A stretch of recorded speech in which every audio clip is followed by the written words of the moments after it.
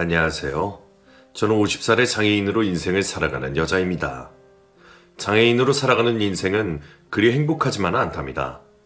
여러 가지 불편한 점이 상당히 많아요. 그런 역경을 이겨내고 살아가다 보니 이보다 더 힘든 일은 없을 것이라 생각하고 지냈었죠. 하지만 몸이 불편한 채로 살아가는 것보다 마음의 상처를 받고 살아가는 인생이 더욱 힘들더군요. 자포자기하고 인생의 끝을 보고 싶을 심정까지도 생길 정도였으니까요. 다른 사람도 아닌 제게 누구보다 가까웠던 그 사람이 주었던 상처는 세상이 제게 주는 상처보다도 몇 배나 크게 느껴졌습니다. 그럼 제게 있었던 그 상처에 대해서 지금부터 이야기를 시작해 보도록 할게요. 저는 어릴 때 교통사고를 당했어요. 한창 뛰어놀기 시작하던 5살 무렵 정신없던 시장통 근처에서 오토바이에 치였습니다.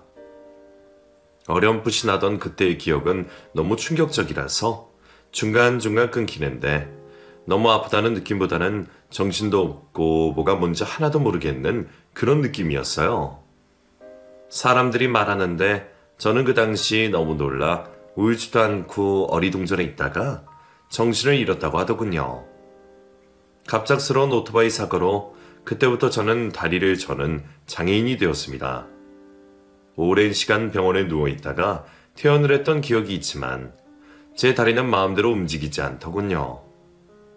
엄마는 자신 때문에 제가 이렇게 되었다면서 많이 힘들어하셨어요. 밤마다 우셨고 저를 보면서 한숨을 쉬는 날도 많았습니다. 아무것도 모르던 저는 그런 엄마에게 짜증내고 화를 냈고 마음대로 놀 수 없다는 것에 늘 불만이 있었죠. 어린 시절은 다리를 다치게 된 후부터 많이 달라졌습니다. 말괄량의 성격이 가득했던 저는 다리 때문에 굉장히 소심해졌고 뛰어놀지도 못하다 보니까 친구들과의 관계도 당연히 멀어지게 되었어요. 그리고 사람들이 저희 엄마한테 하는 이야기를 듣고 꽤 충격도 받았었죠. 아휴, 어린 여자아이가 벌써부터 이렇게 되어서 누구한테 시중이 나갈 수 있겠어? 그러게 말이에요. 다 내 죄지요. 내가 평생 안고 가야죠. 내가 죄인입니다, 죄인. 아이고, 또 너무 그러지 말고. 거기 시장통 앞이 워낙에 복잡하잖여. 그냥 엎보라 생각하고 마음이 편하게 가죠. 엄마는 홀로 저를 키우고 계셨어요. 아빠는 제가 태어날 때부터 안 계셨고 저와 엄마는 늘 단 둘이었죠. 아빠 이야기는 많이 해주지 않으셨는데 가끔씩 제가 물어보면 저 멀리 비행기 타고 돈을 벌러 간다고 하셨습니다.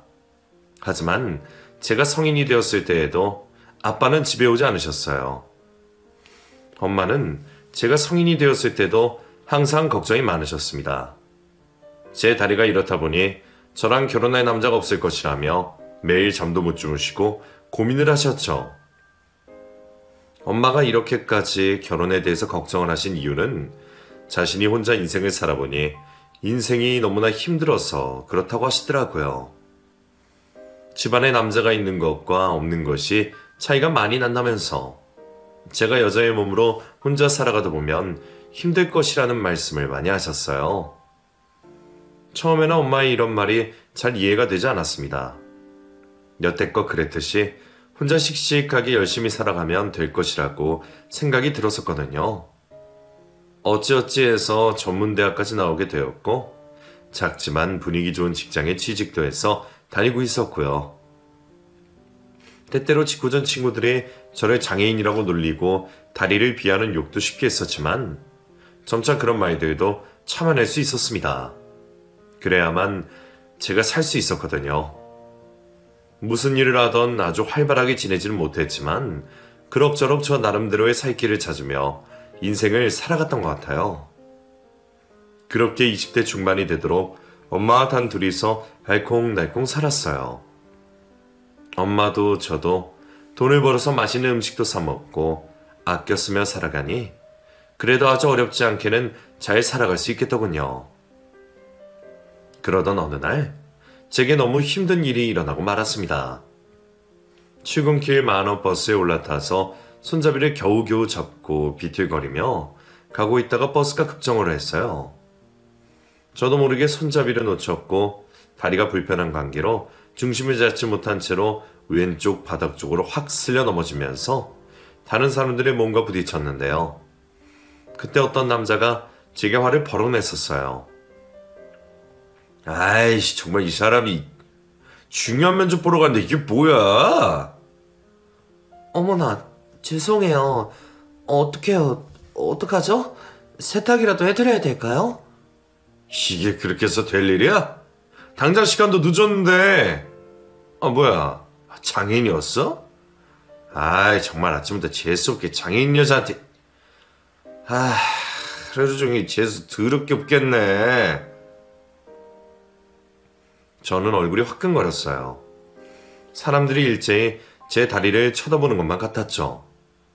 따로 목발을 짚고 다니진 않았지만 누가 보기에도 걸음걸이가 이상할 정도로 다리 한쪽을 많이 절었거든요. 그 상황에 뭐라고 말도 못하고 고개만 푹 숙이고 있었는데 그 순간 어떤 남자가 제 곁으로 다가왔습니다. 저 괜찮으세요? 아까 넘어지시면서 다치신 것 같은데. 아, 네네. 전 괜찮아요. 전 괜찮은데 저분이 저 때문에 옷이 상했어요. 귓갈 옷이 뭐가 대수해요? 사람이 안 다치는 게 중요하죠. 그리고 그 남자는 큰 소리로 외쳤습니다. 여기 장애인 좌석 좀 비켜주시죠? 앉아서 가셔야 될 분을 서서 가도록 만드신 분들 때문에 이런 모욕을 당하신 것 같은데. 갑자기 제 편을 들어주기 시작한 그 남자를 보니 하늘에서 내려온 천사 같더라고요. 그 남자의 말에 장애인 좌석에 앉아있던 젊은 여자가 얼른 일어났고 저는 그 덕분에 사람이 꽉 차있는 버스에서 앉을 수가 있었습니다. 그러자 아까 제게 소리를 질렀던 남자가 다가와서 말했어요. 어이, 장인 아가씨, 어쩔 거야, 어? 어떻게 할 거냐고? 당장 30분 후에 나 면접 보러 가야 되는데. 화가 난 그 남자의 말에 저를 구해준 남자가 다시 한번 그 남자가 다가와 제 편을 들어주었고 결국 화를 내던 남자는 중간에 버스에서 내리고 말았습니다. 훤칠한 기에 크고 잘생긴 눈망울, 오똑한 코까지 뭐 하나 부족함이 없게 생긴 그 남자가 이렇게 성격까지 좋다니 제가 생각하기에는 정말 완벽한 것 같았어요. 그때까지는 제게 평생 남자라는 사람은 없다고만 생각하며 살았었는데 그날 이상하게 심장박동수가 빨라지는 것을 느끼게 되었죠.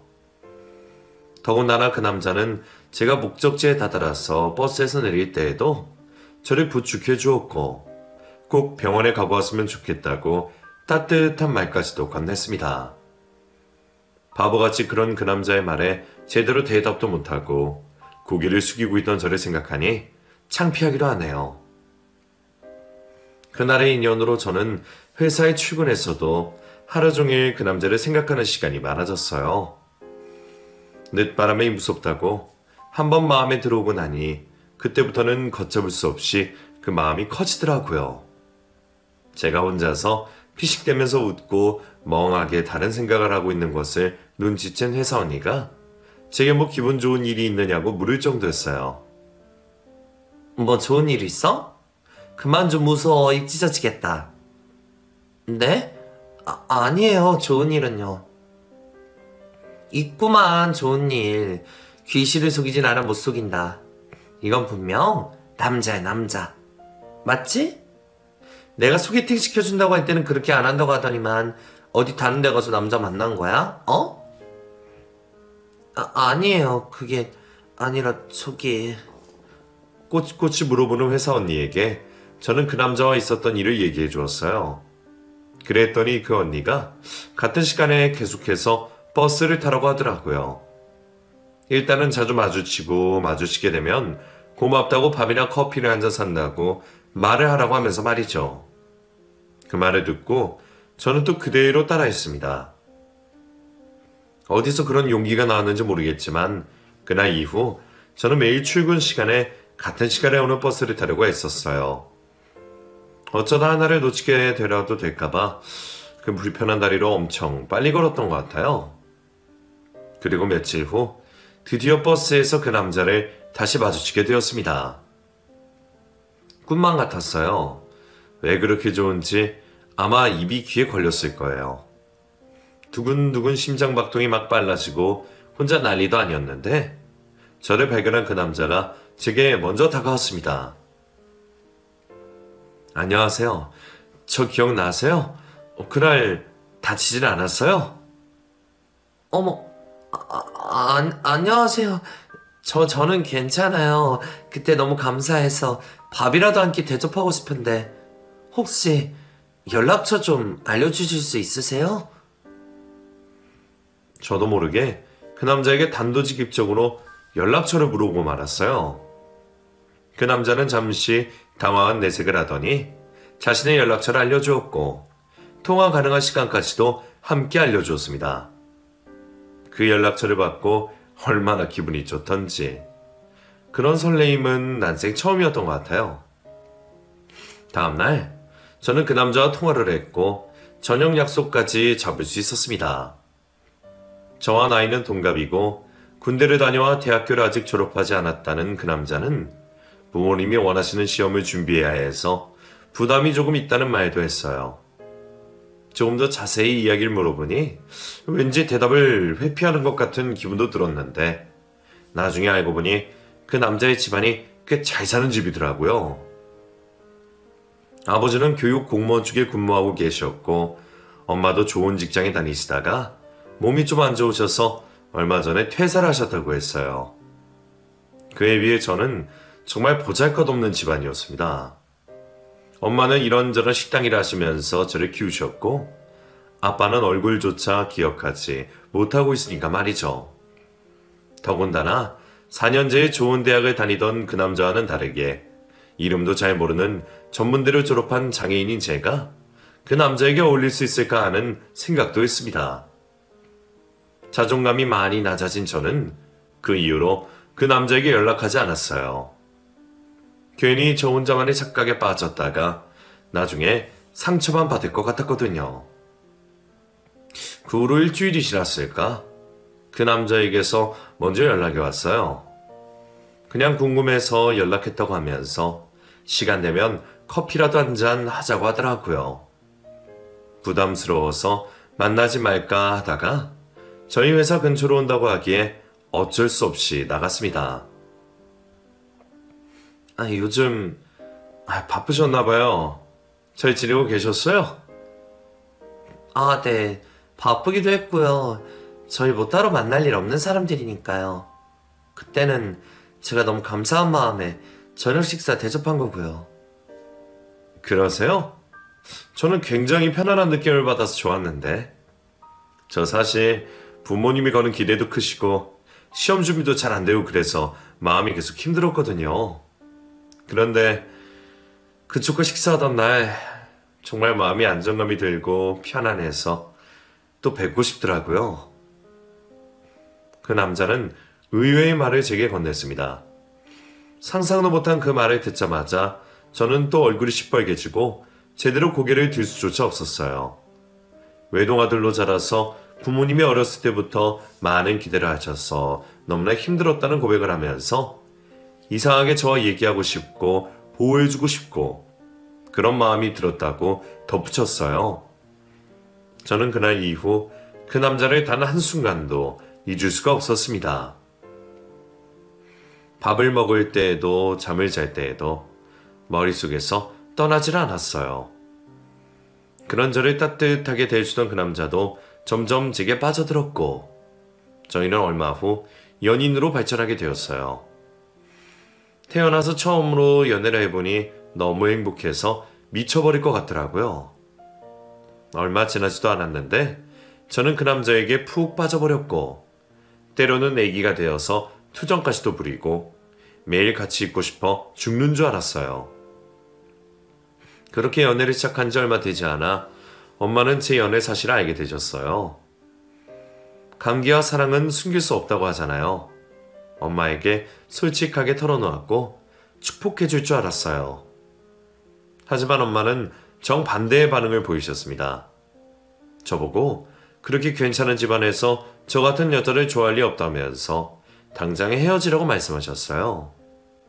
어차피 조금 연애하다가 벌어질 것이 뻔하다고 하면서 제가 정리를 못하면 엄마가 대신 나서서 정리해 주신다고 단호하게 말씀하시더라고요. 그 말을 듣고 얼마나 울었는지 몰라요. 절대로 남친은 그럴 사람이 아닐 것이라고 하면서 말이죠. 몇 번이나 엄마에게 그런 말을 듣고도 제 연애는 계속되었습니다. 그리고 몇 달 후 엄마는 제 남친 연락처를 알아내어 직접 만나셨나 보더라고요. 남친에게 뭐라고 말을 했는지 남친은 저와 빠른 시일 안에 결혼을 하고 싶다고 했고 정말 번갯불에 콩고 먹듯이 결혼 얘기가 빠르게 진행이 되었어요. 나중에 듣고 보니 엄마는 제 남친에게 마음의 확실함을 보여주라고 하셨다고 해요. 안 그러면 당장에 저를 데리고 도망가 버릴 것이라고 하면서요. 그래서 남친이 결단을 내린 것이고 곧 남친 집에 이야기를 했던 모양입니다. 저는 남친의 손에 이끌려 남친 집으로 인사를 드리러 갔어요. 저희 집과는 상상도 하지 못할 정도의 고급스러운 곳이었는데 제가 집 안에 들어서자 저를 쳐다보지도 않으시면서 당장 돌아가라고 말씀을 하시더라고요. 미안합니다. 돌아가세요. 나는 내 아들 결혼시킬 생각도 없을 뿐더러 아가씨와 연애하는 것조차 마음에 들지 않으니 오지 않는 것이 좋을 뻔했어요. 엄마 왜 그래요? 여기까지 왔는데 그래도 인사는 받으셔야죠. 엄마 제발 이러지 마세요. 이건 제 인생이라고요. 오늘로써 너도 나랑 아들 인연 끝이다. 여기서 나가는 순간 나는 너 호적에서 팔 거야. 그런 줄 알아. 남친과 남친 어머니의 대립은 삭막했고 결국 남친은 자신의 옷 몇 개를 챙겨서 저를 데리고 그 집안을 빠져나왔습니다. 그리고 저희는 저희 집으로 들어와 살기 시작했고 곧 아이도 생겼어요. 남친은 단 한 번도 자신의 부모님에 대해서 이야기하지 않았어요. 제가 가끔 물어볼 때에도 제대로 대꾸하지 않았죠. 제대로 된 결혼식도 올리지 못했지만 당장 생활을 해야 했기에 남친은 작은 회사에 취직을 했습니다. 자신이 가진 능력치보다 훨씬 안 좋은 곳이었지만 당장에 돈을 벌어야 했기에 어쩔 수가 없었어요. 그러니까 저희 집에 엄마와 저, 그리고 남친이 함께 살게 되었고 제 뱃속에 아이까지 생겼으니 3대가 함께 살게 된 것이죠. 그때부터 저는 남친을 남편이라고 부르기 시작했고 엄마도 사이로서 대접을 해주시며 최서방하고 부르셨습니다. 얼마 후 아이는 태어났고 연이어서 둘째와 셋째까지 태어나 다둥이 부부가 되었어요. 그러면서도 마음 한편으로는 무거웠어요. 시부모님과 인연을 끊고 살아가고 있었으니까요. 저도 이 정도인데 남편은 얼마나 가슴이 아팠겠어요. 아이를 셋까지 낳았으니 한번 찾아가 보자는 마음에 친정엄마까지 대동해서 찾아간 시댁은 차가운 얼음장보다도 더 차가웠습니다. 현관문도 채 열어주지 않았고 손주들의 얼굴도 보고 싶지 않다고 하시면서 자신들은 아들 없는 셈 쳤다고 말씀하시더라고요. 친정엄마는 현관문 앞에서 무릎까지 꿇으셨는데도 너무 완강하신 말씀에 그 이상은 어떻게 할 수도 없으셨습니다. 그날 그 집 앞에 무릎을 꿇고 계시던 엄마의 모습을 보니 너무나도 속상해서 미치는 줄 알았어요. 하지만 제가 선택한 남자인걸요. 어쩌겠어요. 후회해도 이미 늦은 것을요. 친정엄마는 너무 속상했지만 그래도 제가 어엿한 남편과 자식들까지 낳고 사는 것을 좋게 봐주셨습니다. 그랬기에 저는 시댁의 멸시도 참을 수가 있었죠. 그렇게 세월은 흘러만 갔어요. 시댁은 잠시 잊혀진 채로 말이죠. 큰아이가 초등학교에 입학했을 때쯤이었으니 8년 정도 되었던 것 같네요. 남편은 친한 친구와 사업을 한다면서 그동안 모아두었던 적금이 깨고 회사를 그만두었습니다. 좋은 사업 아이템이 있다던 친구의 말을 철석까지 믿고 대출까지 끌어서 사업에 투자를 했죠. 하지만 그렇게 믿었던 남편의 친구는 그 돈을 가지고 도망을 가버렸고 저희 집은 순식간에 빚더미에 올라앉게 되었어요. 충격적인 일 앞에 남편은 하루하루 술만 마시며 지냈고 결국 일도 하지 않고 폐인처럼 지내기 시작했습니다. 친정엄마와 저는 어떻게든 자식들 먹여 살리고 생활을 해야 했기에 피땀 흘려 돈을 벌고 있었는데 말이죠. 남편이 불쌍하기도 했지만 원망스럽기도 했던 것 같아요. 부부싸움은 매우 잦게 되었고 남편은 점점 밖으로 돌기 시작하더니 급기야는 외박도 많이 했습니다. 점점 어긋나기만 하는 저희 부부 사이가 걱정이 된 친정엄마는 어떻게든 남편이 마음을 돌릴 수 있게 저보고 잘하라고 했지만 막상 저는 그렇지 못했던 것 같아요. 가끔 만나게 되는 남편에게 화만 냈고 무책임하다며 소리만 질렀어요. 그렇게 1년 정도를 보냈더니 아이들에게 저희는 늘 싸우는 부모가 되어 있었고 남편은 다른 여자와 바람이 나버렸습니다. 나 여기서 더는 못 살겠다. 정말 지긋지긋해. 이렇게 사는 것도 지겹고 돈돈거리는 당신도 지겹고 좁아 터진 집에서 여섯 식구 엉켜 지내는 것도 너무 싫어. 뭐? 당신 지금 무슨 말을 하는 거야? 이거 당신이 자초한 일이야. 사업으로 집 살 돈 다 날리고 대출 빚까지 갚고 있는데 지금 이럴 수 있는 거야? 나랑 우리 엄마는 당신 빚 갚고 애들 먹여 살리느라 고생하는 거 안 보여? 그러니까 이런 거 다 지긋지긋하다고. 난 원래 힘든 일도 안 해보던 사람이야. 너 만나서 너 같은 장애인 만나서 내가 이렇게 지긋지긋하게 사는 거라고. 나 편하게 해주는 사람 만났으니까 거기 가서 살래. 너는 니네 엄마랑 애 데리고 살아. 남편은 갑작스럽게 폭탄 선언을 한 후 짐을 싸기 시작했어요. 그리고는 밖으로 나가버렸는데 밖에서는 고급 승용차 한 대가 서 있더라고요. 불편한 다리로 남편의 바지가랑이를 붙들고 늘어지면서 제발 가지 말라고 소리치고 있는데 승용차 안에서 한 여자가 내리더군요. 그러더니 제 남편에게 얼른 차에 타라고 말했습니다. 그 여자의 얼굴을 본 순간 저는 그만 바닥에 주저앉고 말았어요. 그 여자는 저희 회사가 있는 작은 건물의 주인이었거든요. 남편이 죽고 혼자 사는 사람이었는데 저희 남편보다 7살이나 많은 여자였어요. 아주 가끔씩 건물에 들릴 때면 저희 사무실에 간식도 사다 주고 하면서 저와 안면이 있는 상태였거든요. 아니, 어쩌다가 이 여자랑 제 남편이 이렇게 될 수가 있는지 상상도 하지 못했습니다. 너무 충격을 받으니 사람이 멍해지더라고요. 그때 저는 그 여자에게 뺨 한 대도 때리지 못하고 그냥 그렇게 남편과 그 여자가 타고 가는 자동차 뒷모습만 바라보았어요. 결혼할 때처럼 모든 것이 순식간에 지나가 버렸습니다. 어떻게 대처할 새도 없이 너무도 빨리 지나가 버렸죠. 제 마음도 추스리지 못한 상태라서 아이들에게 제대로 아빠에 대한 설명도 하지 못한 채 시간만 흘렀어요. 친정엄마는 어떻게든 남편을 빨리 찾아야 한다면서 백방으로 알아봤지만 그것도 녹록치가 않으셨던 모양이에요. 그렇게 남편이 떠나고 1년 후 시어머니라는 분이 제게 전화를 걸어와서 아들의 거취를 물어보셨어요. 저기 우리 아들 어디 있는지 알면 얘기 좀 해줘라. 네? 제가 어떻게 알겠어요. 다른 여자랑 바람이 나서 1년 전에 집을 나간 사람을요. 그게 말이다. 사실 우리 집에 몇 달 전에 찾아왔는데 배신을 당했다고 하면서 말이야.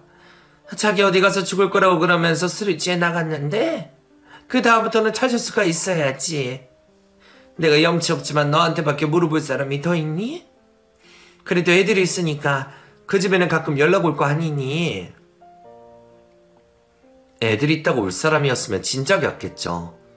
고생하기 싫다고 편하게 산다고 다른 여자 만나서 떠난 사람을 제게 물어보시면 안 되죠. 이런 전화 다시는 하지 마세요. 지모의 전화는 정말 기가 막혔어요. 그동안 저를 며느리로 인정도 해주지 않다가 자기 아들에게 무슨 일이 있을 것 같으니 제게 전화를 해서 물어보다니 황당하고 어이가 없었죠. 저희 엄마는 그런 인간 말종들을 가만히 안 두겠다며 당장 찾아가려 하시는 걸 겨우 말렸습니다. 제게는 누군가를 미워할 여력도 없었어요. 아이 셋을 키우면서 남편이 남기고 간 빚을 갚아야 했으니까요. 남편이 상간녀 때문에 다니던 회사도 그만두고 집에서 가까운 공장을 다니며 아이들을 키웠습니다. 집도 대출 때문에 이사를 가야 했고요. 친정엄마는 오랜 식당일 때문에 몸이 많이 상하셔서 더 이상 식당 일은 하지 못하신 상태였지만 그 몸을 해서 또 폐지를 주우러 다니셨어요. 아직 엄마의 손길이 필요한 아이들은 친정엄마가 근근히 들러서 챙겨주었고 저는 온몸의 뼈가 으스러질 때까지 일을 하고 또 했습니다. 꿈속에서라도 남편을 만나는 날에는 욕을 얼마나 했던지 잠을 자고 일어나서도 화가 채 풀리지가 않을 정도였어요. 아이들이 아빠 어디 갔냐고 물었을 때에는 가슴에 피눈물을 흘리며 외국에 돈을 벌러 가셨다고 말했습니다. 그 옛날 저희 엄마가 제게 했던 그 말처럼 똑같이요. 더군다나 지 아빠랑 똑같이 생긴 첫째 아들이 점점 커갈 때에는 남편의 얼굴이 겹쳐 보여서 말을 안 듣고 그럴 때 얼마나 혼을 내는지 몰라요. 너무 미안하면서도 저도 사람인지라 그렇게 되는 것 같아요. 시간은 흘러 친정엄마는 점점 연로해져만 갔고 건강도 쇠약해지셨습니다.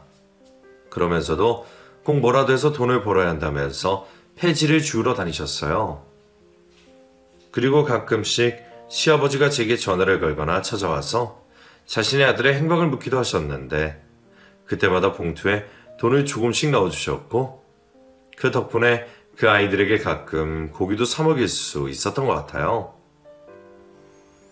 남편이 집을 나가고 한 10년쯤 지났을까 남편의 어머니가 돌아가셨던 연락을 받았습니다. 결혼할 때부터 지병이 있으셨는데 아마도 그게 악화되셨던 모양이에요. 하긴 하나뿐인 아들이 행방불명이 되었으니 저 같아도 온전하게 살아가긴 힘들죠. 저는 시모의 장례식에 찾아갔습니다. 아이들을 모두 데리고요. 왕래는 거의 없었지만 아이들의 자신들의 할머니가 돌아가신 장례식장에는 와봐야 할 것 같았거든요. 어리둥절한 아이들에게 차근하게 설명을 해주었고 할머니의 영정사진 앞에서 절을 올리는 것을 보니 마음이 그나마 뿌듯하더라고요. 장례식에 참석해준 제게 고맙다며 시아버님은 돈이 두둑히 담긴 봉투를 건네주셨고 저는 어쩔 수 없이 형평상 그 봉투를 받아들고 집에 왔습니다. 이 못난 인간아, 니네 엄마는 이렇게 너 찾다가 돌아가셨는데 도대체 어디서 뭐하고 있는 거냐? 하나밖에 없는 아들이면 엄마 가는 길은 지켜야지. 못난 놈, 이 못난 인간 같으니라고. 밤에 잠도 오지 않아 남편을 원망하며 꼴딱 밤을 지새우고 있었어요. 생전 못하는 소주도 한 병을 타서 친정엄마와 나눠 먹고 자리에 누워서 멍하니 천장만 바라보고 있는데 뭔가 이상한 소리가 나는 거예요. 거실 쪽에서 분명히 뭔가 이상한 소리가 났고 불길한 느낌이 들어 자리에서 일어나 거실 쪽으로 나가려고 방문 쪽으로 걸음을 옮기던 그 순간 누군가 방문을 훅 열고 들어왔습니다. 누구야? 어둠 속에서 보이던 사람은 키가 큰 남자로 보였는데 얼굴에는 복면을 쓰고 있었어요. 저는 너무 놀라서 온몸이 바들바들 떨리고 더 이상 아무 말도 나오지가 않았습니다. 마음속으로는 당장의 소리를 질러 가족들을 깨우고 싶었지만 목소리를 낼 수조차 없었죠. 바들바들 떨리는 몸이 바닥으로 축 처지고 있는 동안 복면을 쓴 강도는 아무 말도 하지 않고 그저 저를 바라보고만 있더라고요. 그리고는 안방 한쪽 구석 위에 걸려있던 가족 사진을 유심히 들여다보는 겁니다. 저기 살려주세요. 제발요. 살려만 주세요. 떨리는 개미만한 목소리로 그 강도에게 말을 하는데 오히려 복면 쓴 강도는 되려 자신의 안주머니를 뒤적뒤적 거리더니 갑자기 돈을 꺼내는 거예요. 꼬깃꼬깃해진 돈을 주섬주섬 꺼내더니 갑자기 제 손목을 잡은 후 손바닥에 30만 원쯤 되는 돈을 쥐어줬습니다. 두 눈이 휘둥그레진 저는 이게 뭔 일인가 싶어서 아무 말도 하지 못한 채 그냥 가만히만 있었는데 제게 돈을 쥐어준 그 강도는 그 길로 재빨리 도망쳐버리더라고요. 우당탕탕 소리가 나니 친정엄마와 자식들 모두가 잠에서 깨서 제게 달려왔고 무슨 일이 있느냐며 소리를 쳤어요. 엄마, 이게 무슨 소리야? 무슨 일이 있죠? 방금 누가 나가는 것 같은데? 무슨 일이야? 어디 다친 데는 없어요? 저기, 그래, 없어. 다친 데 없어. 걱정하지 마.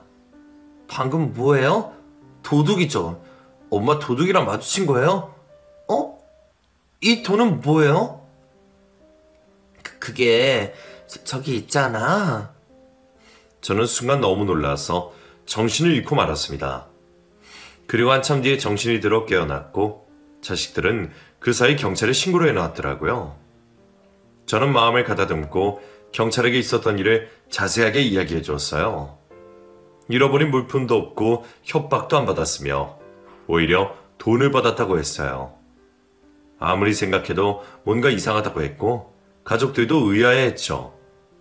그리고 더욱 이상했던 것은 안방에 걸려있던 가족 사진을 유심히 들여다본 것이었는데요. 사실 거실에 걸어놓았던 사진인데 남편이 떠나고 빚 갚고 그러느라 이사를 오면서 아이들한테 조금 부끄러운 면이 있어서 안방으로 옮겨놓은 사진이거든요. 본명 쓴 강도가 왜 그 사진을 그렇게도 유심히 들여다봤는지 이해가 되지 않더라고요. 어쨌든 너무 놀란 일을 겪고 나서 다음날 공장에 가서 일이 손에 잡히지 않아 많이 힘들더라고요. 집중도 안 되고 뭔가 이상하고 찝찝한 기분도 가시질 않았고요. 일을 마치고 저녁이 되어서 퇴근을 했고 아이들과 다 같이 식사를 하고 있는데 경찰들이 집에 찾아왔더라고요. 어제 신고하셨죠? 그 강도가 오늘 자수를 해왔습니다. 그리고 네, 맞아요. 자수요? 자수를 했다고요? 네, 경찰서에 찾아왔더라고요. 그리고 이것도 좀 이 집에 가져다 달라고 했거든요. 저기 이것 좀. 네?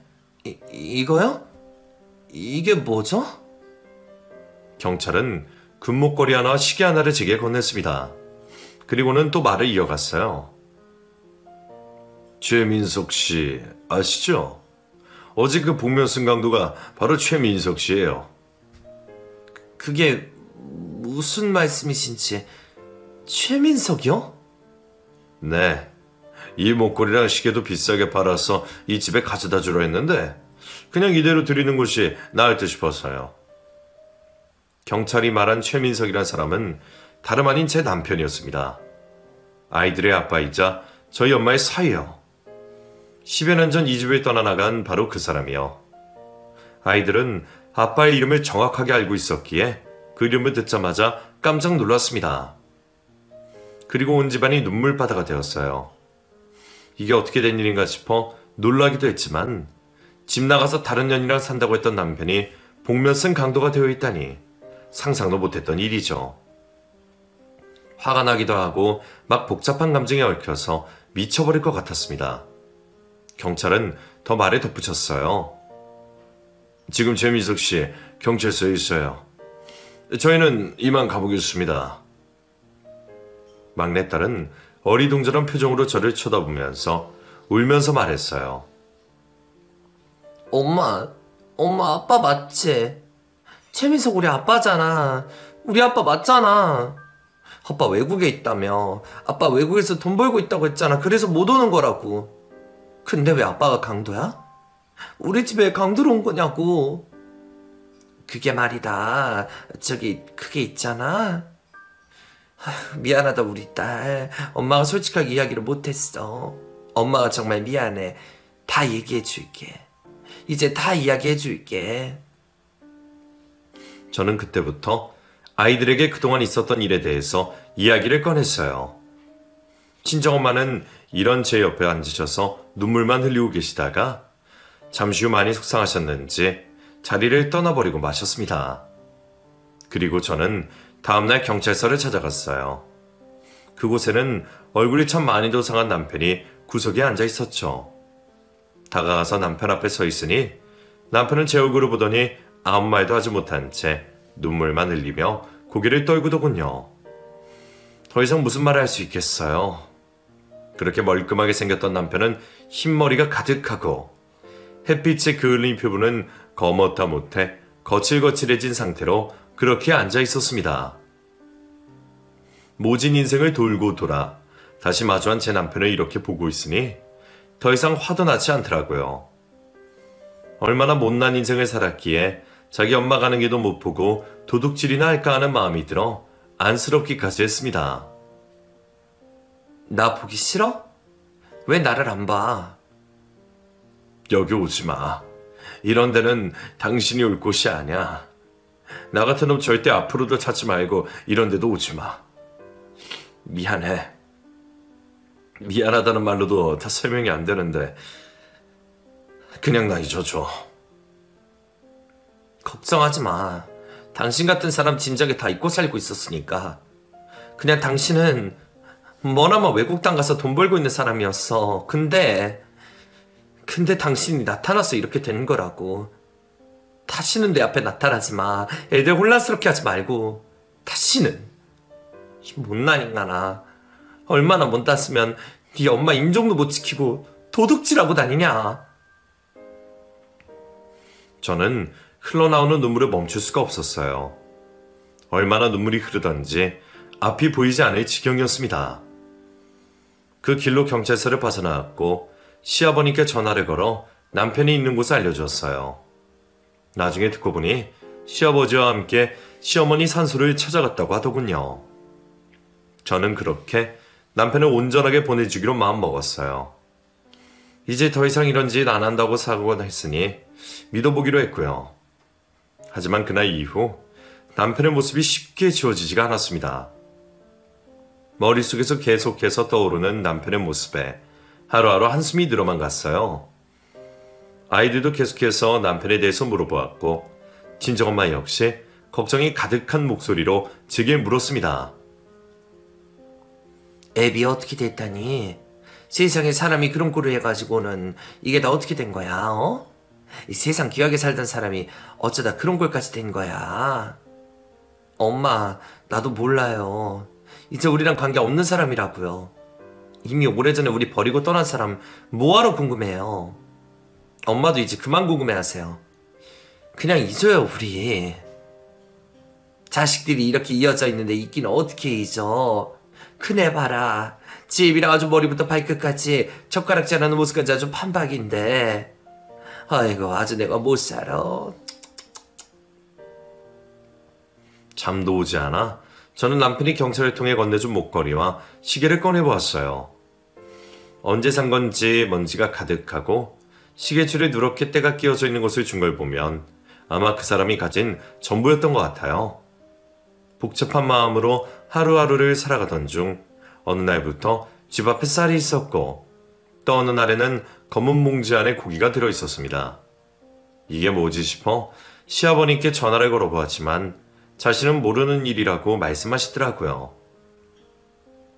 집 안으로 가져가서 냉장고에 넣어두긴 했지만 누가 주었는지도 몰랐기에 마음이 조금 쓰였던 찰나 제가 좋아하던 붕어빵이 들어있는 것을 보고 저는 남편이 가져다 놓은 것을 알게 되었습니다. 큰 아이를 임신해서 그렇게 먹고 싶어하던 붕어빵을 잊지 않았었나 봐요. 이렇게 몇 년을 한결같이 이어지다가 하루는 제가 조금 일찍 퇴근을 했고 일부러 집 앞에서 가만히 기다려 보았습니다.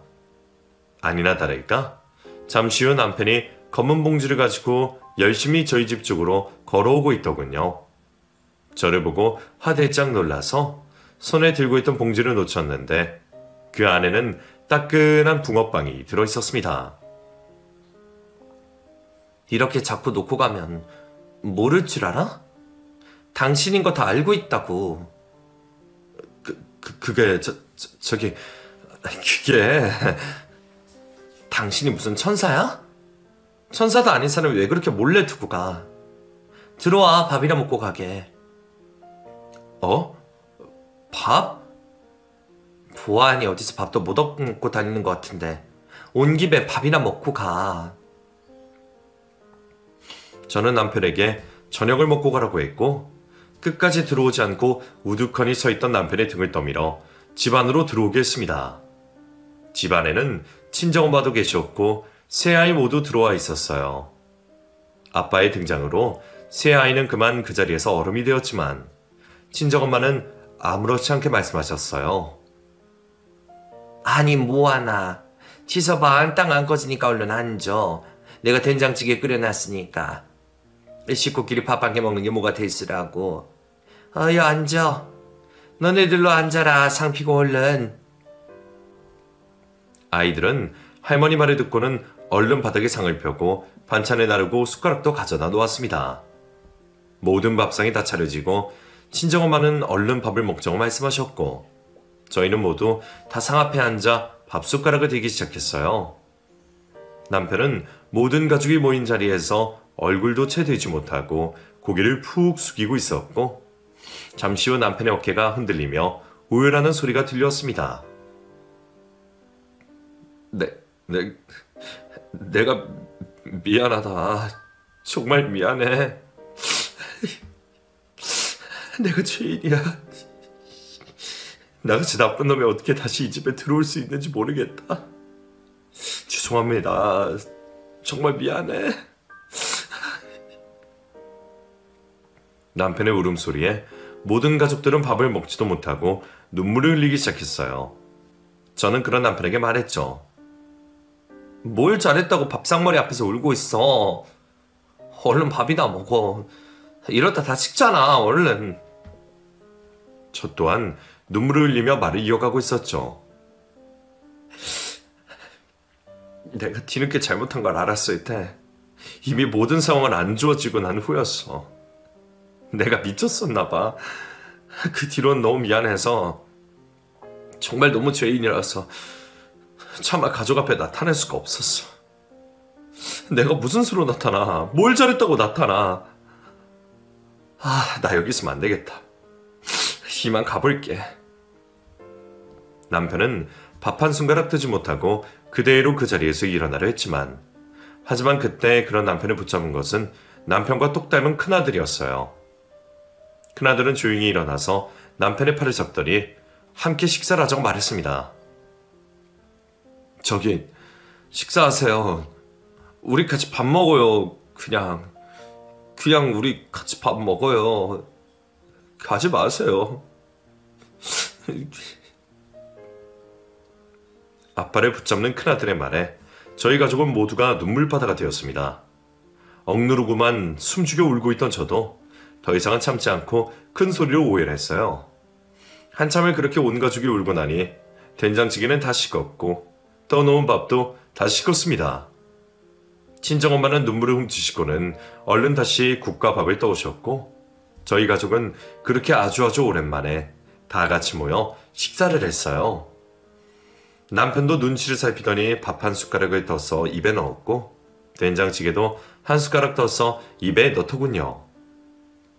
입에 맞는지 허겁지겁 밥을 먹기 시작한 남편은 어느덧 밥 한 그릇을 뚝딱 비우고 한 그릇을 더 먹었습니다. 그 후로도 남편은 계속해서 집 앞에 쌀과 과일 그리고 제가 좋아하는 음식들을 가져다 두었고 가끔씩 집에 들어와 아이들과 다 같이 식사도 하고 지내게 되었어요. 그렇다고 남편을 다시 받아준 것은 절대 아니에요. 자연스럽게 아이들과 아빠의 관계를 연결해주고 싶은 마음이 있을 뿐이죠. 다행히 아이들도 아빠에 대한 거부 반응보다는 안쓰럽고 불쌍하다는 생각이 더 많은 것 같아요. 피는 물보다 진하다는 말이 있잖아요. 서로에게 강하게 이끌리는 마음이 바로 그런 게 아닐까 생각이 드네요. 그렇게 미워하던 남편을 복면 강도로 만났으니 얼마나 황당했을지 제 심정이 이해가 가실지 모르겠습니다. 아직도 그때를 생각하면 꿈인지 생시인지 구분이 안 될 정도로 놀랍네요. 이런 일을 겪게 될 줄은 상상도 못했는데 말이죠. 이런 걸 보면 참 사람들이 사는 세상은 너무나도 다양한 것 같아요. 그 어느 누구도 한 치 앞도 모르는 것이 인생이고요. 저는 이제 웬만한 일에는 충격도 안 받을 것 같아요. 여태까지 받았던 충격이 너무 커서 더 이상 놀랄 일도 아마 없지 않을까 싶네요. 제 이야기는 여기까지입니다. 긴 이야기 끝까지 들어주셔서 감사드려요. 추운 겨울 다들 감기 조심하세요.